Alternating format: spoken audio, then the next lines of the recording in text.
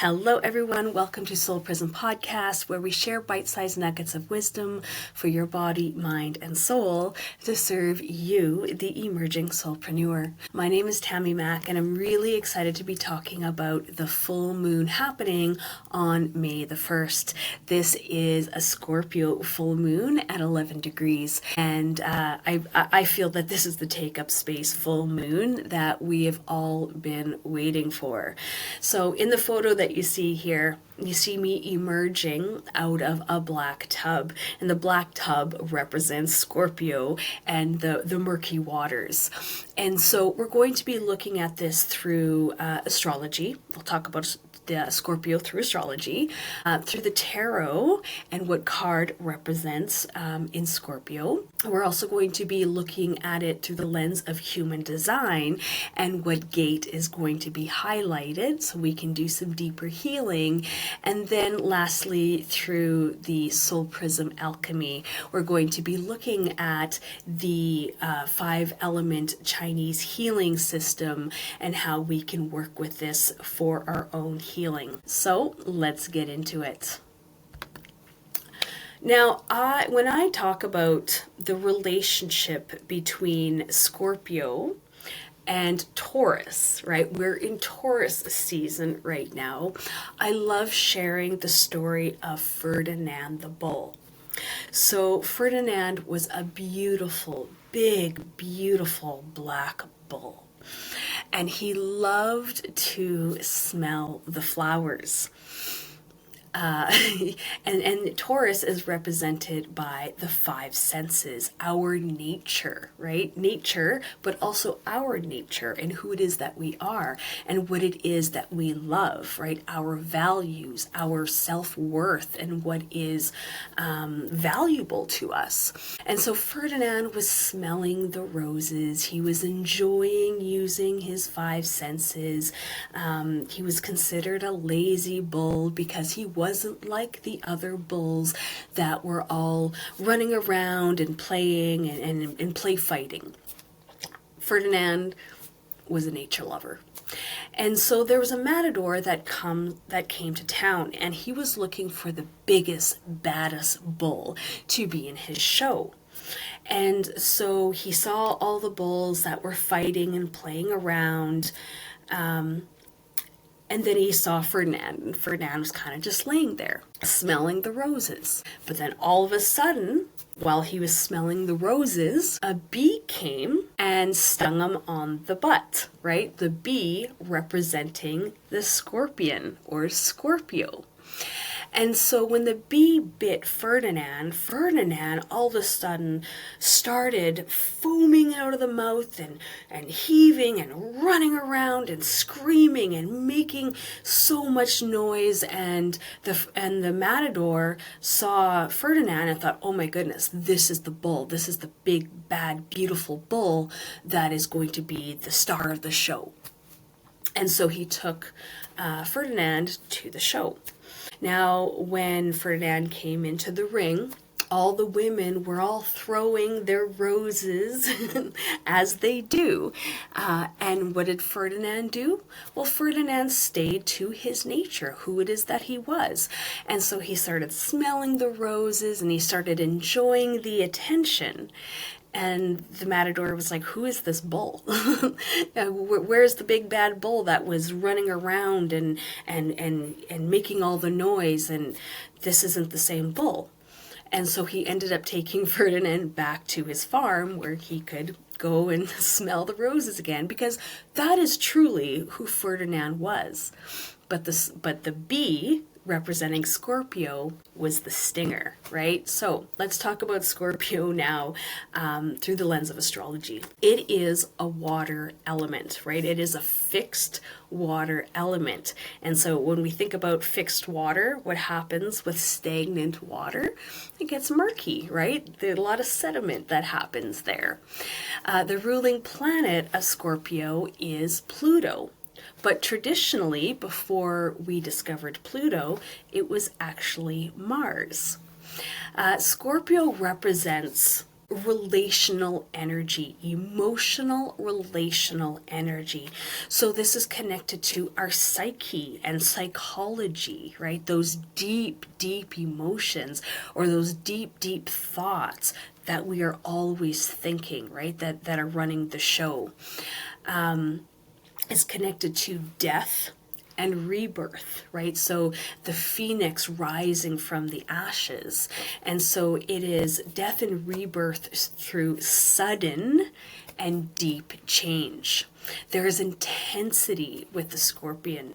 There's that magnetic power and that attraction, right? Scorpio is also related to sex, right? That magnetism, that attraction, because they're mysterious. Even though Scorpios love to look deeply into others and penetrate deeply into others, perhaps manipulating others at time, they seem to maintain that secrecy, that mystery, and through that mystery is that attraction of who are you really? Like, who are you really? And so there's that attraction through mystery. They are truth seekers because, like I said, they love to dive deep into the psyche or deep into the truth. They're not surface level creatures by any means. They are deep divers. They tend to be quite resilient because they emerge stronger when they turn or transform pain into power. Right? So they turn that pain into the power, and they know that they are resilient, and whatever happens, that they can handle the storm or whatever is happening. They tend to be quite loyal, once again, because it is a fixed sign. So they're fiercely devoted to the ones that they choose to love. So it's not free love for everyone. It's those that they choose, those that they've penetrated, those that they know deeply, right? Once again, that mysterious, that attraction. And yes, they, through the transmutation process, turning pain into power, they also turn that pain and that power into that deep wisdom, that deep well of wisdom. So now let's look at it through the lens of the tarot card. Now, the tarot card that represents Scorpio is the Death card. And I know a lot of people may be a little afraid of the Death card, but I want to show you how beautiful this card truly is. Because when you look at it, you see a skeleton that has, armor. A lot of armor, right? That protection around them. But he's riding a white horse that represents purity, right? Represents purity. He is waving a flag, a black flag, but on that black flag is a white rose. Once again, representing that spiral, that purity of what happens when you go through when you go through death and you come into that rebirth, that reincarnation. There is an innocent child in the photo there, representing once again that purity and that innocent. And we have the sun rising through the towers, representing the cycle of, once again, that death and that rebirth. So it represents radical transformation, power through destruction, and the courage to shed what no longer serves, right? We are taking up space in our own lives and, like a snake, shedding what no longer serves us. So Scorpios need to penetrate, right? That stinger, that ouch, that oof, that made me think or made me change my ways, or instant change, right? Rising stronger from darkness in the core of Death card's energy, dissolving old forms, old patterns, tendencies, old thought patterns, old emotions to make way for something more authentic, true, and powerful, right? Just like Ferdinand the bull, he was all those things, but when the bee stung him, all that power that was there came to the front, right? And so that's really what can happen is, who are you? Who are you when things are really, really tough? You know, you pull from the depth of your soul that resilience to be who you are and to make those changes that you need to make. So the Death card's about claiming your power through radical change and releasing what holds you back. Exactly what Scorpio does by fearlessly diving into the underworld and transmuting shadow into strength. So now we're going to go into the human design.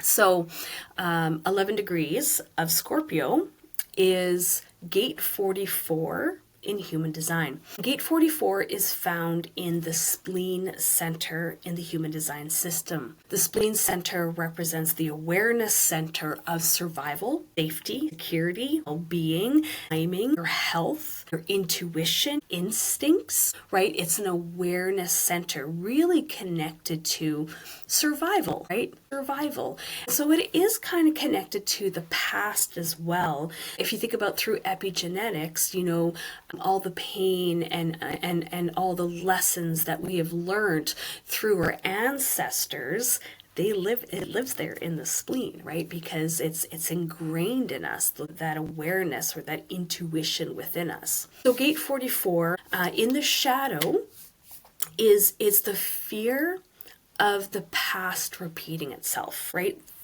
That's what it means. It's repeating old patterns, shrinking, and disconnecting from your power, from your truth, right? The depth of who it is that you are. And so the pattern of the past keeping you small and stuck in those survival mechanisms, those survival modes, the patterns, the tendencies that you are living to safe, to stay small, really, instead of really allowing yourself to be authentic and true to who you are. This is ignoring your gut, knowing because you've learned not to trust yourself. So it's not connecting deep into the power of who it is that you are, instead of just relying on going with the flow and the status quo until it becomes stagnant and stuck. It's choosing false sense of peace over speaking your truth. This is dimming your light for other people's comfort, right? Not taking up the space, not speaking your truth, trying to keep everyone happy or keep the situation happy. But that's not really truthful to anybody. And that's a false sense of happiness, really, if you can't be who it is that you are. It's fear masquerading as wisdom, mistaking caution for intuition, right? So this is you always being scared to take a step forward, to do something new. You have this false sense of safety, of security, of peace, doing the same thing over and over again. But really that does not create growth. In fact, that creates decay. Living from other people's stories about who you are instead of standing true to who you are. It's swallowing your voice and taking up less space than you deserve. Now, the really cool thing about gate 44 is also connected to our sense of smell, our olfactory, right? And so those that have this in their human design or experiencing it through this full moon, we can smell if somebody is bullshitting you or not. We have a smell for truth. This is actually my unconscious sun in my human design. So it's the ability to know if somebody is telling you the truth or not, right? Knowing if somebody is right for you or not, because you can smell if somebody is telling the truth. So this is a call to courage and integrity, to feel the fear, give it a nod, and then take the action anyway, right? Feel the fear, but not be a slave to that fear. So when we're in flow state, when we're kind of in the groove, right? This is trusting your instinct and integrity. Your intuition becomes a clear compass. As I was saying, you smell the truth or bullshit from a mile away. You know if somebody is truthful or not. You can just sense it. You can just smell it. Your intuition is the language of the soul. And so you being able to tap into that wisdom to know if someone is telling you the truth is a huge flex. So it's speaking your truth without apology and taking up the full space that you deserve. Excuse me. It's also about turning those painful lessons from the past into wisdom that guides your future, right? It's knowing those tendencies or those patterns that are keeping you stuck in this loop, and having the awareness of how to break free from that. It's moving through fear with courage, as I said, feeling it, acknowledging it, right? We're not ignoring it, right? But we're acknowledging it and taking a step anyway. Your presence becomes magnetic because you are no longer staying in the shade. You are standing in your light, standing in your power while honoring the wisdom that you have gained through that struggle, right? Turning that pain into power and into self-empowerment so that you can cultivate the confidence and the courage to take that action. You survived the patterns and now you get to thrive in your own authenticity. The spleen is connected to the emotion, like the solar plexus in our chakra system.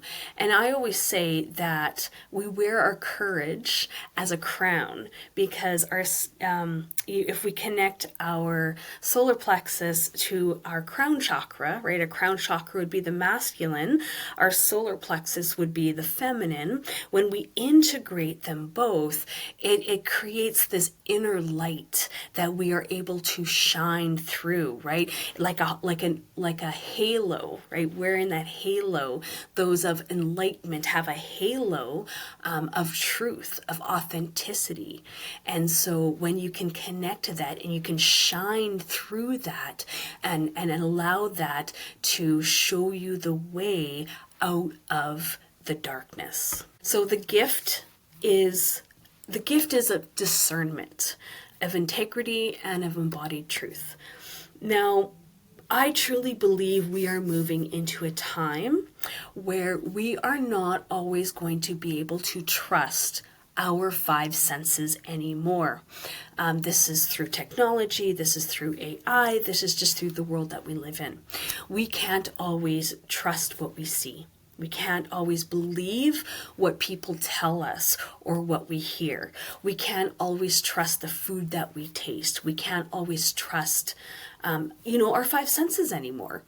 And so the gift of discernment is deeply connected to your intuition and your instincts. And as I say, your intuition is the language of the soul. This is the language of your higher self. And so when you can start tapping in to your intuition and your way, your own authority of knowing, this is going to really be a gift of discernment, of knowing what is right for you, right? Discernment is knowing what is right for you, while judgment is knowing what is right for others. And who are we to judge? Who are we to tell other people what is right for them, unless it's invited, right? But having that gift of knowing what is true for you is going to really take you a whole lot further in the world that we are living in now. So your superpower is knowing what is real and what is false before anyone else can see it, right? It's that discernment, being able to smell the truth, being able to feel it in your body. Is this true? Speaking truth with such clarity and power that it shifts entire rooms and paradigms, right? When you can say something so clearly, so confidently, and it is emanating from your truth, that is going to be heard so much more than somebody trying to convince you or manipulate you through lies. Let that sink in for a moment, right? When you know the truth, when you speak from your truth, from a level of empowerment, because you have gone through it, you have turned that pain into power, and now you are speaking from your truth, and it is radiating from you, it is emanating from you, you become that lighthouse of truth, and people start to trust you. So transforming your pain into medicine, power that heals and guides others, right? This is influential. It's not telling you, it's being that, right? I have turned my pain into power. I am the living example of it. And so that is the influence of that. It is standing in your full authority without needing permission or validation. Right? Taking up that space and standing in your truth, not because you need to convince other people, but because this is just who you are. And like attracts like. And so the more that you know, like, and trust yourself, the more other people will feel this. And so you don't have to convince anybody of anything. You are just you, boo, and that is enough.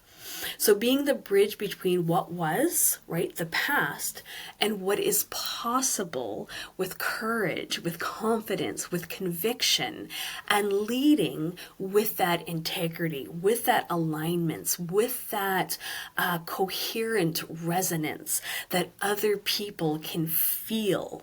They can feel, maybe like a scorpion sting sometimes, but they can feel it. So your present alone becomes proof that survival stories can become triumph stories. You didn't survive the pattern to stay small, to stay stuck, to stay hidden. You survived to become the truth teller the world needs. And so, this is so very powerful. This is what we so need in the world right now, is people standing in their integrity, in their own authority, and creating that self-love, that self-trust that radiates from them just by being themselves.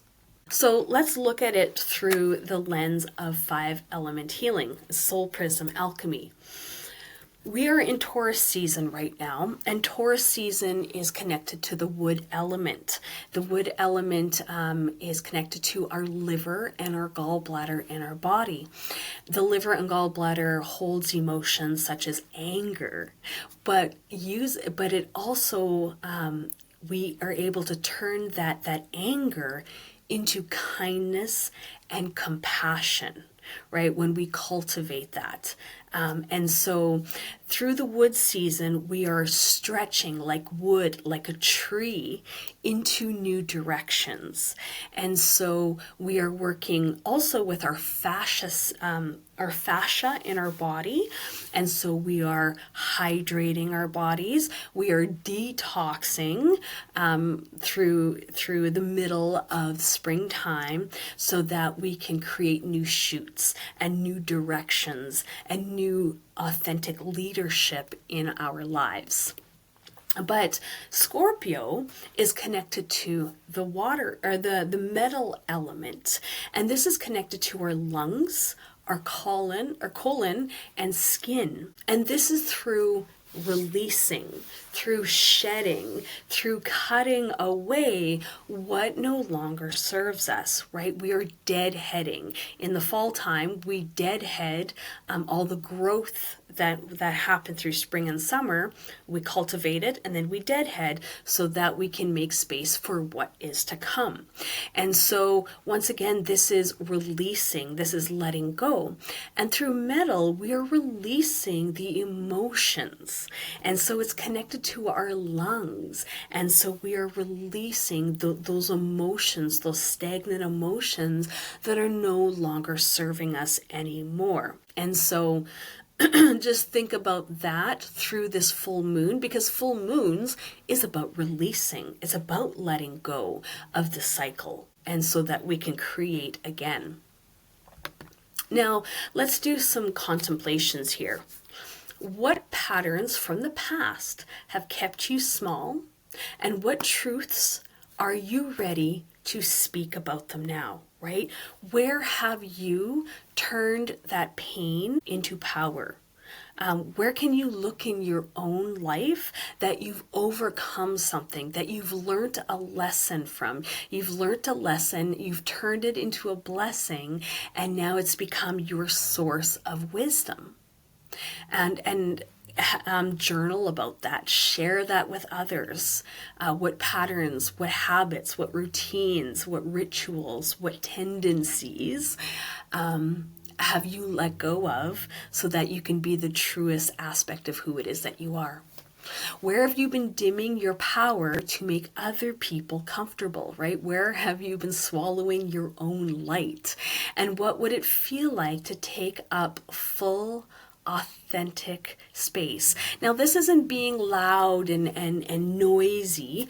This is being true, right? And so it doesn't have to, confidence and courage can be quiet. It can be quiet. And honestly, it is just people being their 100% authentic self. We see that and we honor that and we love that and we cherish that.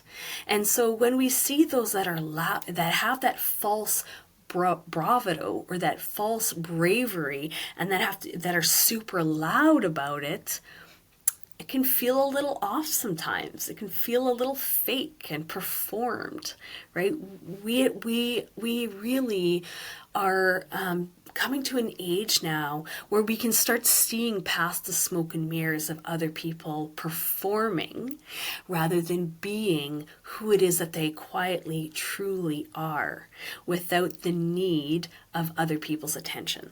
They get it just by being themselves. What old version of yourself needs to die so that the more authentic and powerful you can be born? How are you? We just finished the seer, the fire, or the snake. And what skins have you shed? What have you let go of? And how are you becoming truer, the most truer version of you, where you don't have to act, you don't have to perform, you just be yourself. And so these are some really great contemplations that you can move through, that can support you through this Scorpio full moon. So that is it. I hope that you have an amazing Scorpio full moon on May the 1st. As always, like, comment, and share below, and let me know what is coming up for you to be released through this full moon. Bye. Okay, bye. Thanks. Mm-hmm.